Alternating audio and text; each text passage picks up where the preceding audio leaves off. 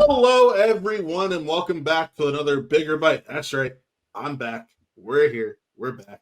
Rue's glad he gets a break from hosting after doing back-to-back episodes of this, and I'm excited because this is your podcast. Come for your those spoilery thoughts on the latest movies and television going on, and today's an interesting one because this is a film that I don't think anyone really expected to hit the. Yeah, we're getting there. Calm your ass down. This is a film where I don't think anyone had expected the Warner Brothers streak to continue of 40 million plus the box office, but it's still a very well made film from a very known director, and that is One Battle After Another. Now go ahead and point, Drew. There we go. But yeah, so I'm here with Rue. I'm here with Nick. We're here to talk to you about One Battle After Another. And how are you boys feeling today? Let's start with you, Rue. I'm good. Just put that out the way now. Two close to classic films in a year by two completely different directors. From the same studio. From the same studio. Yeah, I'm not as surprised about the 40 million based on who's in this movie. But yeah, very happy after watching this one. You know, it didn't hit that. It didn't hit that 40 million mark, unfortunately. It's looking at like it's going to be a $22 million opening. Oh, you mean openings? 40 million openings. Gotcha. WB had a streak of, it was either 6 or 7 straight $40 million openings. And unfortunately, that came to an end with this, but I think that was expected. Nick, how are you doing, sir? I'm doing pretty good. After a lot of Toronto International Film Festival, literally the next day I got to see this film. So it was something to see a film that trumped an entire festival, but that's exactly what it did. Strong words. Trumped an entire festival. Why do you say that? Yeah. I think it's the best movie of the year. And I'm not a PTA guy. Like, I have nothing against him. I have nothing against his films, but I never shared that reverence that people have with him. I thought this was great. It's one of those films that, like, as you're watching it, you're aware that you're watching a very good film. It's very similar to when I saw, before any of the hype had come out, Everything Everywhere All at Once. And I was watching it, I was going, oh, this is going to be in the conversation. Like, I'm watching something that people are going to be talking about at the end of the year. And I felt that way when I was watching this one, as it was going on, as different scenes were happening, as different characters were getting introduced and having their moments. I was like, yeah, this is something I expect people are going to be talking about at the end of the year. And when it finished, it's the film I think is going to win Best Picture. I'm just going to build off of that since we're already into it. A lot of what you said is true. I was also in the middle of it, like, yeah, but I'm going to add, like, I wasn't worried because I try not to let hype, like, skew what I'm going to do, but there was hype. Like, there was more hype behind this before going into it than I heard about Sinners before going into Sinners, because I saw Sinners, like, as early as I possibly could and avoided a whole bunch of stuff. And I added to the Sinners hype.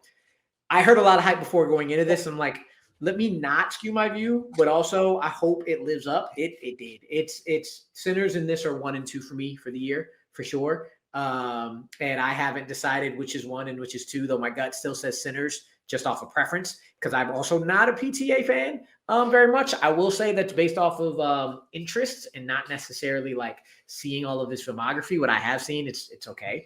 But I do have a lot of gaps. It's going to make me want to finally see some of those movies that I should have seen a long time ago. But yeah, I also, while I was watching it, I was like, yeah, this hype is real. This is a PTA blockbuster. This is a blockbuster film. I don't know if anybody else does. You should. I follow Chase Serrano, and there was a whole thread about this on Substack on his like a good movie subscription, and he said it's an action movie unlike any action movie you've ever seen before, but you're also watching, understanding this is still nothing but an action movie, and it kind of sums that up brilliantly because it doesn't feel like an action movie because of all the PTA things and the drama and the good acting, but then the things you're watching are foundational action sequences. And the 2 hour and 50-minute runtime goes by like it's nothing. I will say 2 points, I felt a little drag. So like there is a little things that I was like, okay, but nothing that took me. It was. I think this is one of the best movies of the year. And I have now have 2 movies that I absolutely love out of this year, and that doesn't happen to this level. That doesn't happen very often for me. So real quick, do want to add to your point about the hype leading up between this and Sinners. I think the reason you got to add to the hype of Sinners is because the embargo for this movie lifted like literally the day after Nick saw it, essentially. Where Sinners, that embargo lifted the week it came out. So like you had an extra week of good to great press coming out about this film in comparison to a Sinners. So keep that. Also a WB movie, right? Yes, that's what I said. Yeah, WB. Like here, I can tell you in no particular order, my top 4 for the year. One Battle After Another, Superman, Sinners, F1. What's the common denominator there? Zaslav can still do whatever he does, but they're having a killer year. But yeah, and I think in terms of the financial success, this one kills the momentum WB has this year. I don't think anybody cares, honestly. But that's the next point I was going to make. However, I think WB's like, you know what? We know this one's going to be a major awards contender, so we have no issue taking this on the chin, considering all the other financial success we've had this year. I will bring up the fact everybody knows why. I didn't see any headlines about it didn't make its budget back or it made some budget, but what is going to happen after? I didn't see none of that for this. But anyway. We know why. I'll say it. Because it's a white folk movie.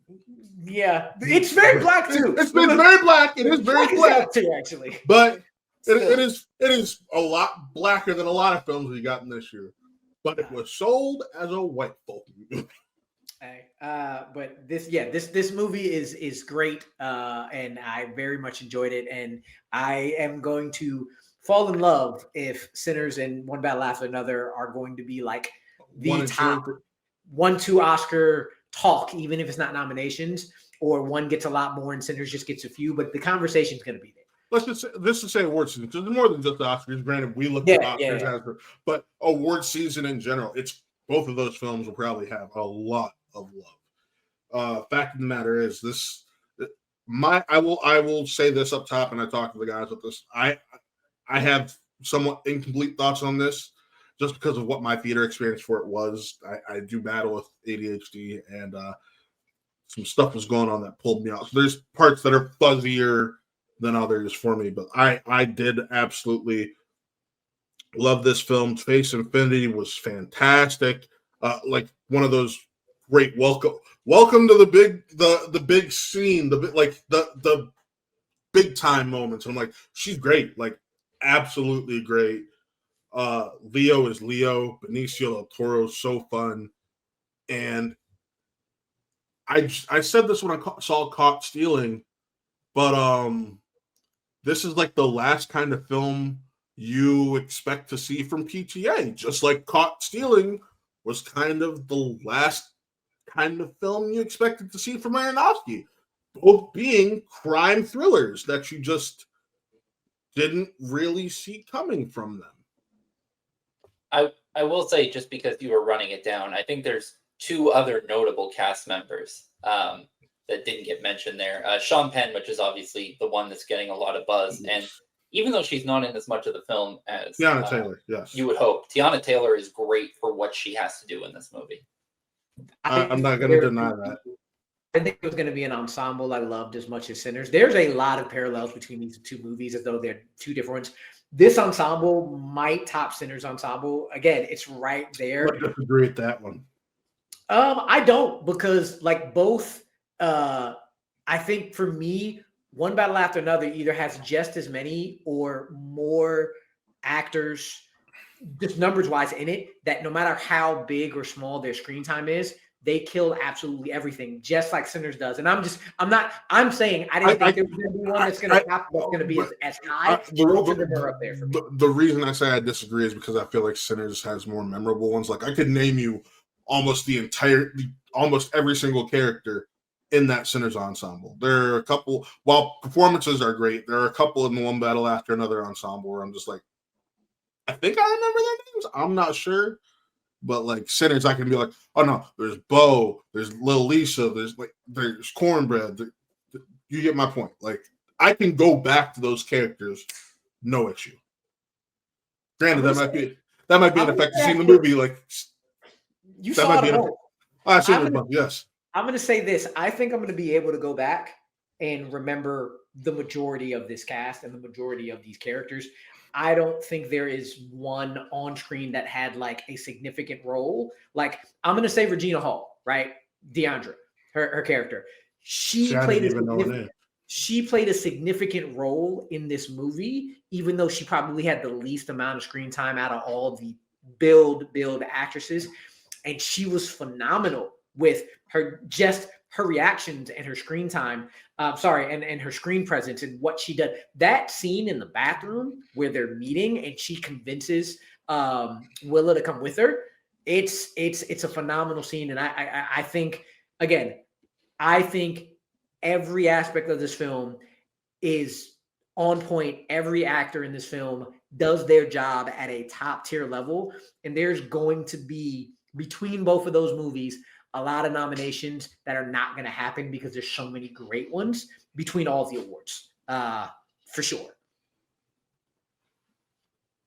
Yeah, I mean, look, I've said this publicly before. I'm not as high on Sinners as other people, similar to Matt and his theater going experience. Mine was just, it was so hyped by the time I got a chance to see it. That's why we told you to see it earlier. It was very difficult for it to live up to what people were saying about it. So for me, I do think that this is a better film of the two. No surprise. I think it's a better utilization of its cast, which is kind of where I feel like you were going there, Rue. It's not necessarily that they're all standout, but it's everyone plays the exact part they need to in this film. Regina Hall being a great example. A lot of her moments are borderline background because it's not her speaking, but she's able to convey so much with just her facial expressions and reactions that she becomes as powerful a character in those moments as whoever is opposed to her speaking. And that's the Chase Infiniti stuff. And that's even earlier on at the very beginning of the film, when she has her scenes with Teyana Taylor and with Leo as the young father. So I think the utilization of the characters is one of the best things that PTA does in this film in particular. I do not want this to turn into a comparison battle. I just want to make it clear. I didn't think anything would get to the level of Sinners because I don't think one is better than the other because they're different movies. I didn't think anything would be at the full potential level as that movie, and One Battle After Another definitely also is up there with me. That's why they're 1 and 2 for me. I'm going back to Teyana Taylor though, because I have been yelling her name to the top of my digital lungs as much as possible since I saw the movie yesterday. And the fact that her name... That's a lie. It's been longer. I know. You want to know how? Because we both talked about that Focus Features film that she was in a few years ago. 1001, right? There we go. Yeah, but even more so now, I really hope that everybody, and when I say everybody, I mean everybody, not the people who knew her before, for all those stuff. She is a Jamie Foxx level talent in Hollywood. She is one of the most talented people working in any of the entertainment industry today. And her in this movie is another kick in the door to say, please pay attention to what she does. I feel like PTA saw her and said, this is the movie I'm making. I'm basing it off of her personality, her force, her power, her presence, her everything, how she just takes everybody and puts all eyes on her. That's what he does with this movie. It is just full force, no bullshit, no filter, everything is working. And it's no wonder she's the first thing you see on the screen, basically. It's her. And her performance here is a very great, you said it, utilization of what she does best. And that's hit you in the fucking face. She hits you in the face. And like the dynamic with her and Lockjaw, I did not see her using her sexuality to get what she wanted in that. I thought it was going to be something different. That was like, oh shit, okay, that makes perfect sense based on the actress you have in front of her, because she is very, very powerful. And her usage of whatever she wants to do, it makes a lot of sense. And I love that Perfidia became that kind of character that is going to do what she needs to do. And she is flawed as hell, but you are just drawn to her no matter what she does. And as fucked up as a decision she makes, you don't necessarily even dislike her. You just are drawn to her, whatever she's doing. And I really hope that this translates to, somebody said to me that she will be in the director's chair very, very soon, based off of like what PTA said about how she sponged in everything. I mean, people are saying that around the time of 1001. Like, well, yeah, but a lot of people didn't see 1001. I get it. I'm just saying. I'm saying like Yes, PTA said that, and like director, like people, like she is that into this. She takes it that seriously. Don't be shocked if she makes that jump. Yeah, and I think this is going to be. I would hope she's at least in the conversation for Best Actress. I could see her not getting one after a while when the season goes through, just because it is a singular performance and not a rounded one. But you don't. I think you're better off. She'll have a better chance of getting supporting. Possibly. Either way, I don't like in just awards in general. I would love to see her get it. I'm not sure if she will, based off of how the rest of the award season goes. But this is one where I want everybody to understand Teyana Taylor is that talented and needs to be talked about way, way more than she is. Yes. You let's talk about the decision that she makes. Spoilers, so fuck it. We're gonna dive into the big spoiler twist here that I'm pretty sure everyone with a fraction of a brain saw coming who saw this film. The fact that she leaves her, like you had the conversation between Leo's character and Bob. her mother. Bob, thank you. No, that's not his name. His thing. I'm going off of Bob and Willow. I'm going off of Bob and Willow. I remember Charlie. It was started with a P. That's all I remember. Pat. It was a Pat. Ghetto Pat. I love the name. Ghetto Pat. Yes, Ghetto Pat. But based on the conversation that Ghetto Pat was having with Perfidia's mother, where he warned her, or she warned him, she's just gonna leave you. Like she has this view in her mind of what she needs to do because she comes from this line of great revolutionaries, and she's not gonna give that up. And that was when Perfidia was already pregnant. Now, granted, I've seen enough movies. I'm like, okay, yeah, sure. They're boning. They're trying to give you the setup of these two are boning so often, but she's gonna have the one interaction with Sean Penn's character. I'm like, okay, so Sean Penn's the daddy. Straight up. Knew it off from that. I'm like, I don't care that he is taking a gun to the asshole. He's the daddy. And I was just like, all right, let's see how this plays out. And it only, as soon as we get into the Christmas Explorers subplot and everything, that whole notion was only more solidified for me. It's like, oh, so he's gonna find out this is his kid and have to get rid of her. And so, unfortunately, the twist I saw coming from a mile away, and I think that's part of the reason I'm not as high on it as some people, because I think I'm consistent whether you watch my reviews or whatnot, that if something is supposed to be this big twist, I can just smell that shit from like across the world, then you're getting a knock from me personally. Oh, you're not gonna like Wake Up Dead Man then? I might not. Go ahead, Nick. Go ahead. I was gonna say I think it's not fully telegraphed, the twist, but similar to how I feel about Wake Up Dead Man, it also doesn't shroud it in secrecy. Like, if you're following along with the puzzle pieces, you can kind of see where it's going. It's not trying to hide that from you. it's about more than the twist itself. And I think that's oddly a strength of the film because it's not a mystery and it's not trying to be a mystery. We call it an action film. I think it's almost an action comedy. I consider it a crime thriller comedy. It was more of a thriller than an action film.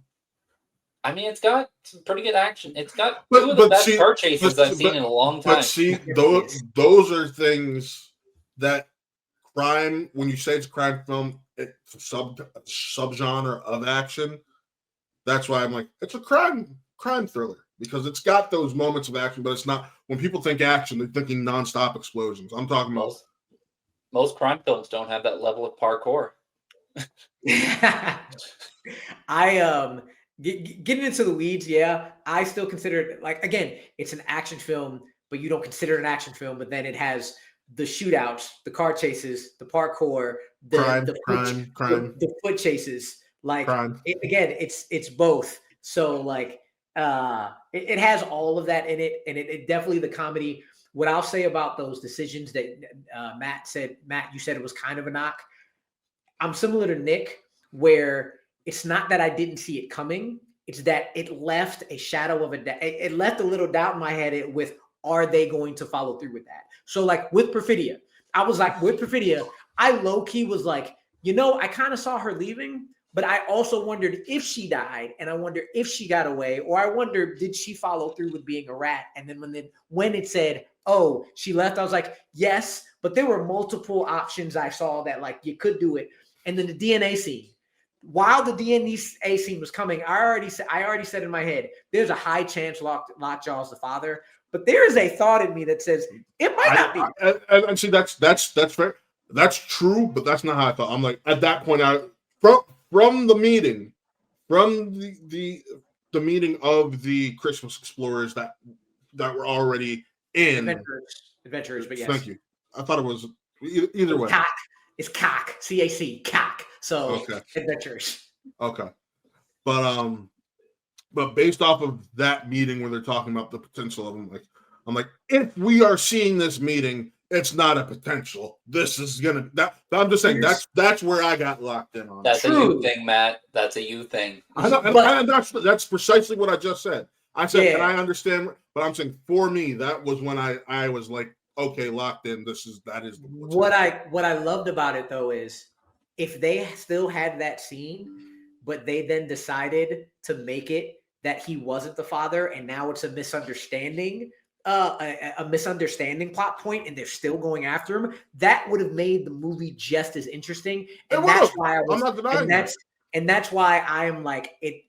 It is a strength because it's not a twist for a twist's sake. It's a very high possibility this is it. But either way they go, this movie still has a very interesting place to go. And now I wonder, are they going to go and say, yes, he is the dad, or are they going to say, no, he isn't? And now you have a whole, like, how is he going to decide to tell them that it's not? It could have gone either way, and it made the movie interesting no matter what they did. That's why I'm like, yeah, I saw it, but it also made me think, are they going to follow through or are they not? And either way, it's a really good decision. Yeah, there was a probability. There was a probability with it that made sense. That like that was the route it was going to go. But I do think that there was kind of a weaseliness to Lockjaw that if it came out that she wasn't his kid, but it was found out that he was like looking into it, and the Christmas Adventurers found out, like there is a way you can continuously tell that story where she doesn't end up being his daughter, like you said, Rue, and it's the idea that she may have been, and that's really all they need. You put yourself in a position because they were like, he tried to make a fool. Just the fact that he slept with a black woman, like he tried to make a fool out of her. And see, honestly, Rue, what you were saying, I honestly think that would have been a more interesting direction, because then it's like Leo's thinking that this guy's gone after him because of the history. And that's something we need to talk about. Leo never knows the real, and I love this, he never learns the real reason as to why any of this shit happened.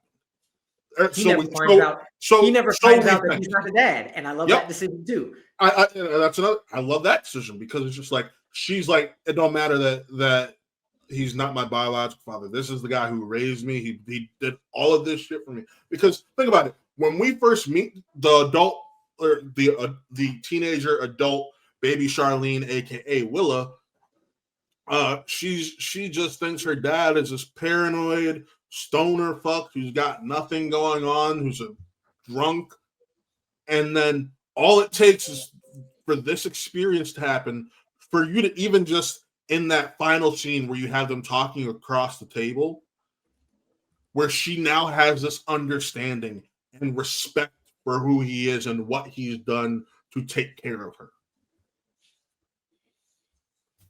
Yeah, it shows the mark of a great movie when you can execute things that you can see coming and still make it extremely interesting.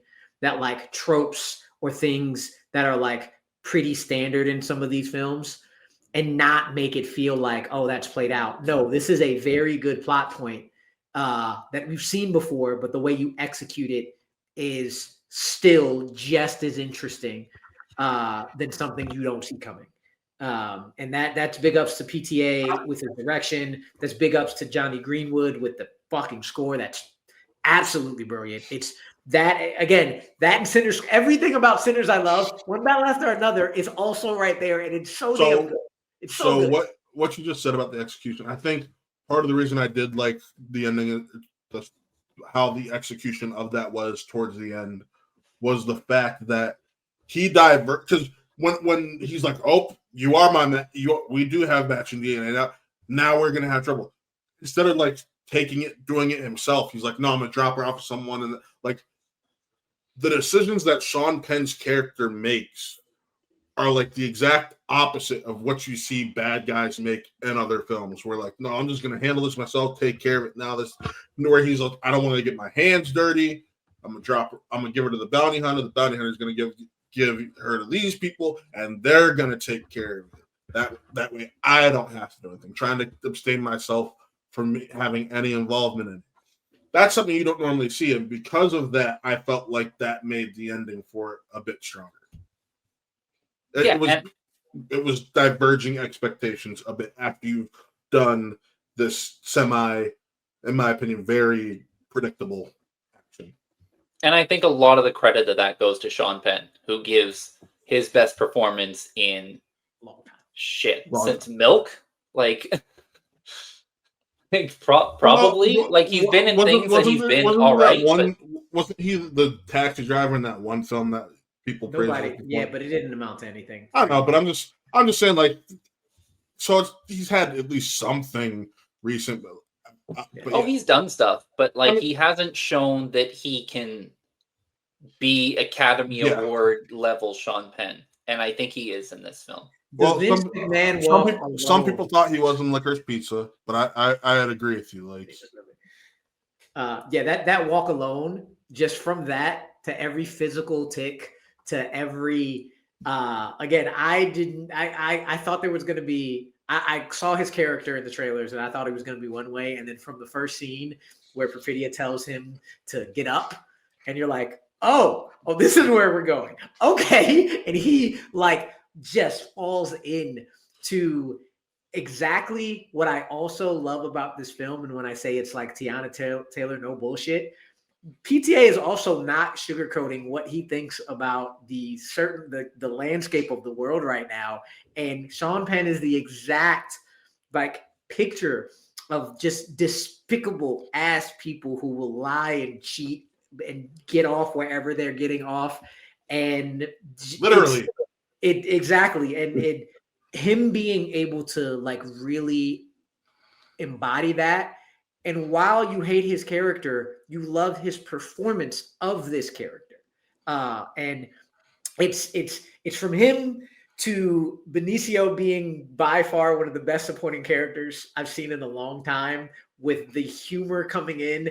Him and Leo in a buddy comedy would be hilarious. Just off of this. I'd buy an opening night ticket. I mean, have you seen some of the promotional material for this where it's just the two of them? Their chemistry is dynamic.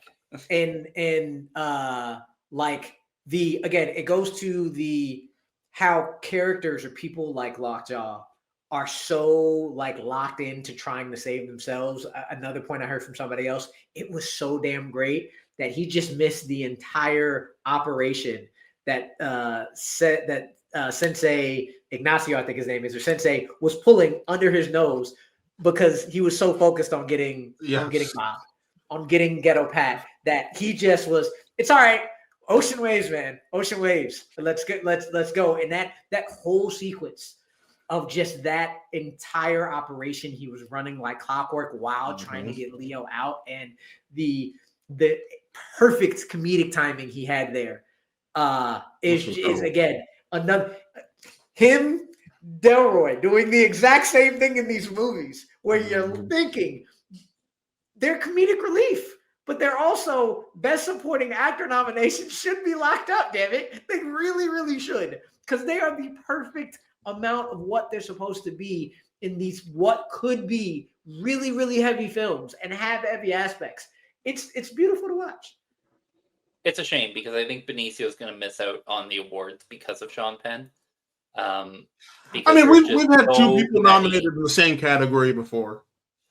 There is, but supporting, I think it's going to be supporting actor is so stacked that I think it's really hard to put two in the same same film. So who else do you have? I got my list up. If I'm thinking, sorry, I was going to say there's 3 already that I want from these two movies alone. I also don't know category fraud wise or not where they're running Paul Mescal, because there's been conversations about him in supporting and him in lead for Hamnet, and whichever one, he's getting a nom. I think you're gonna do lead for Hamnet. I'll talk while I look this up. I take that back. I mean, there's 4 from these 2 movies alone, because I forgot about freaking. Why am I blanking on Miles Catton? No, 5. Fucking 5 with Remick, Jack O'Connell. Jack O'Connell, Miles Catton. That's 5 people I already know nominated off of 2 movies for supporting. So, and I think Sean will be. Sean is the only lock in my head. My biggest fear is that if Sean wins, he gets the Jamie Lee Curtis treatment. I don't think where there's multiple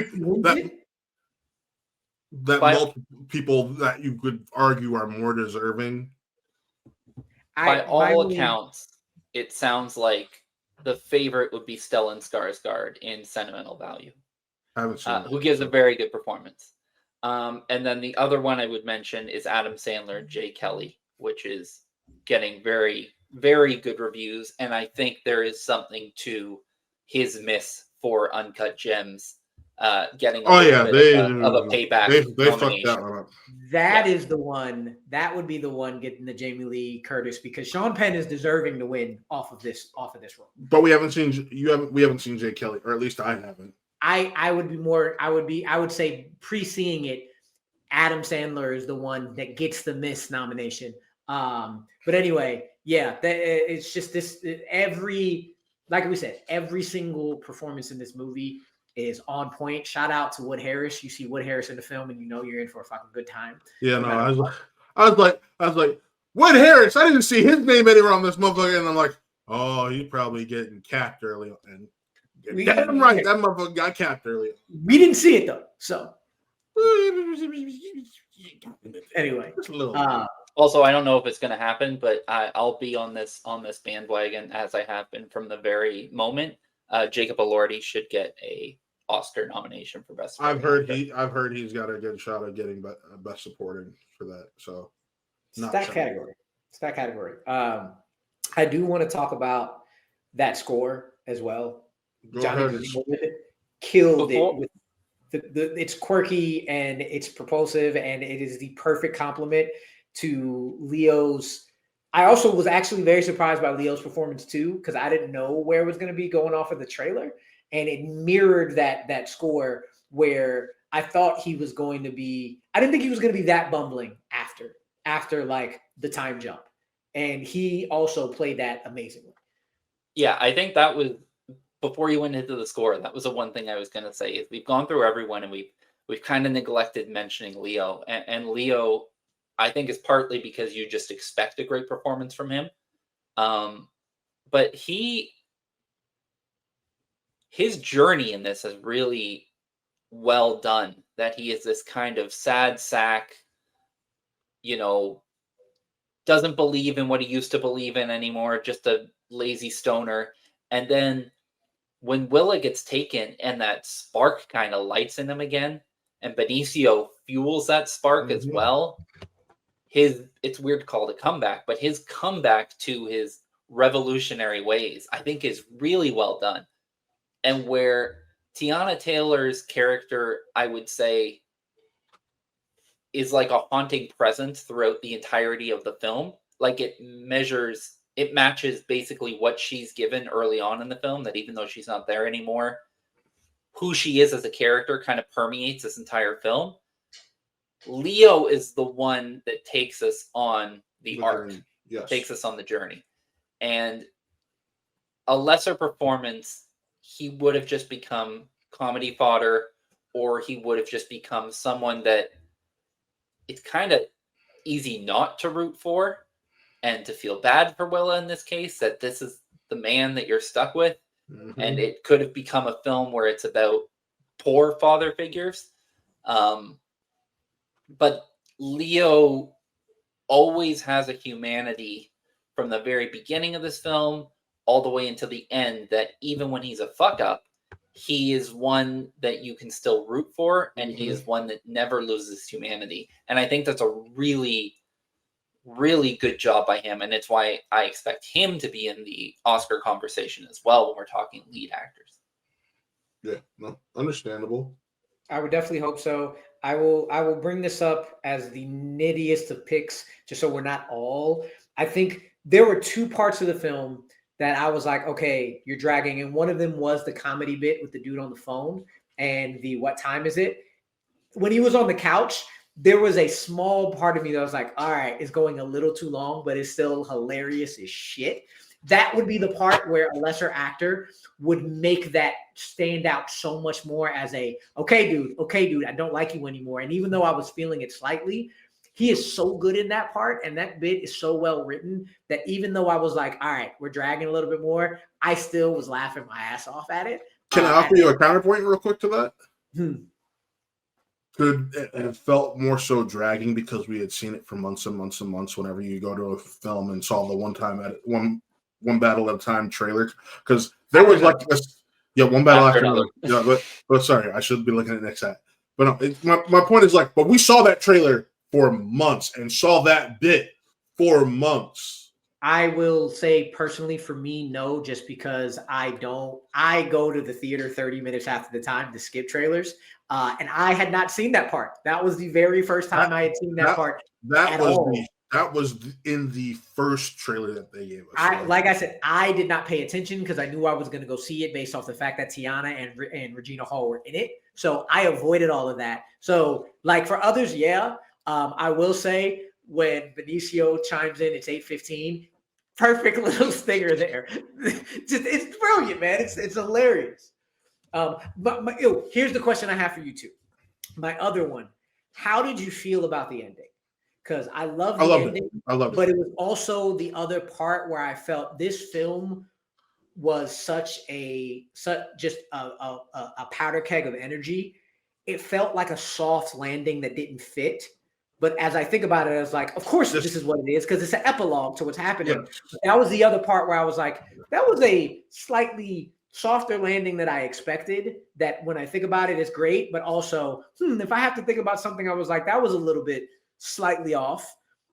Is it me or how did y'all feel about like when you experienced it? I thought it was an epilogue, and I thought it was the perfect way to end it, because the explosive moment you already had, because it was Willa having to kill someone.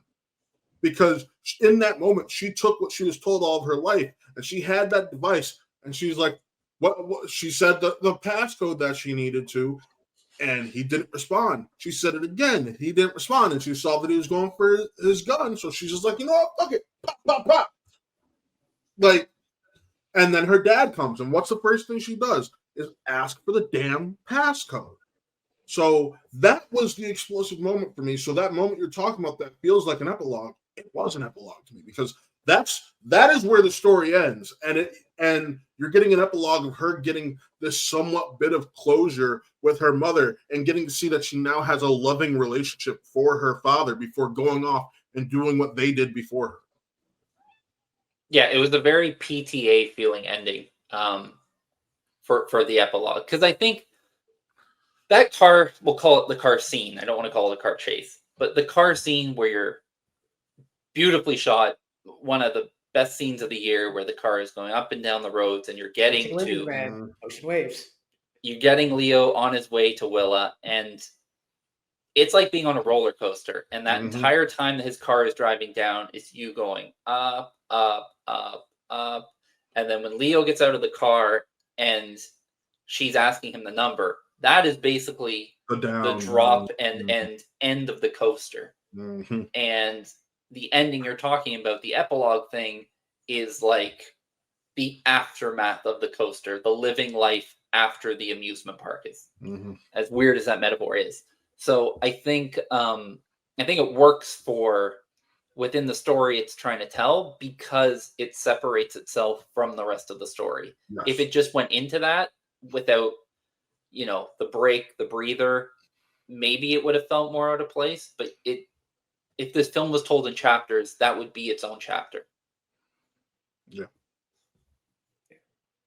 I loved not answering some of the questions, like not knowing where Perfidia is and having her being in the wind.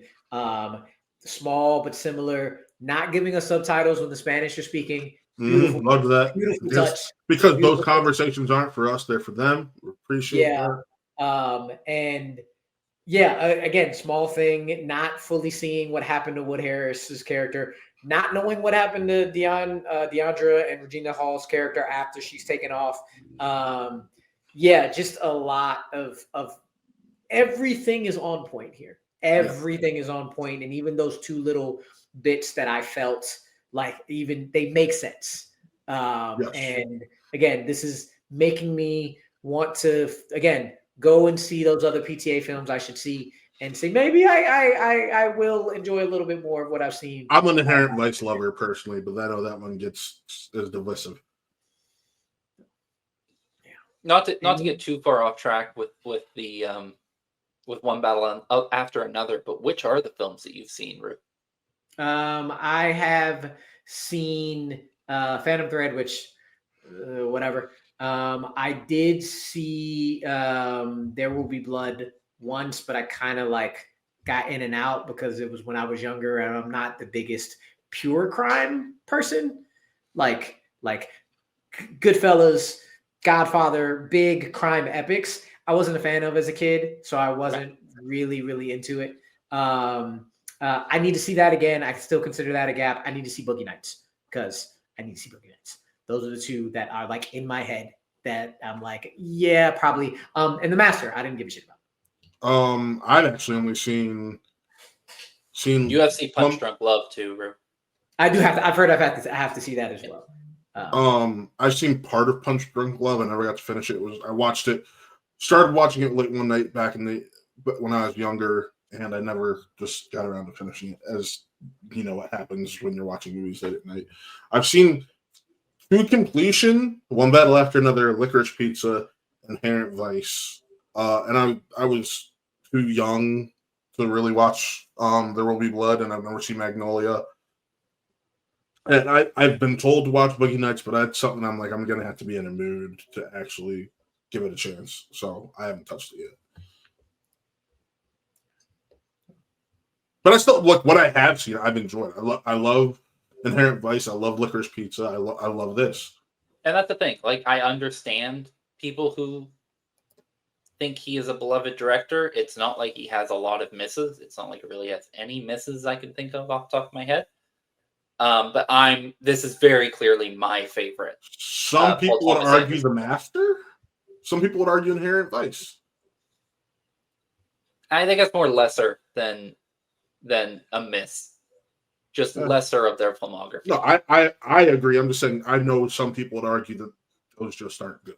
Inherent Vice, I think, is his least beloved film. Yes. most divisive, maybe is a better way to say Yes, it. that's But yeah, yeah. sorry for the side tangent there. It's all just part of it curious. because that's kind of how we end these. And with that, I think we've reached the end here. So if you tuned in for this, thank you very much. Remember to like and subscribe to everything over on the Bitesize Breakdown right here. Go check out these two guys on the website. Nick, anything you need to say before we sign off? No, all of our TIFF coverage is going up now. We did a special where a bunch of us, including our special guest Amanda, talked about the festival. Rue was able to attend it for his first time this year. Full slates of mine and Rue's festival run is out now. Adriano's is coming very soon. He saw 60 films, so that one takes a little bit longer. But all of our TIFF coverage should be out now. This is going to go live today. So Quentin is currently at Zurich Film Festival. We just wrapped up our Fantastic Fest coverage. Katie is going to be going to BFI London soon. So festival season is in full swing. And you can check all of that stuff on our X account, on our Instagram account, and on our website. Twitter. And then Twitter, yes, Twitter. It'll always be Twitter. Don't say X. But you can find me on my channel, Walk with Entertainment, and here on A Bigger Bite. Rue and I actually just started a Harry Potter podcast over there called the Daily Prophet Cast.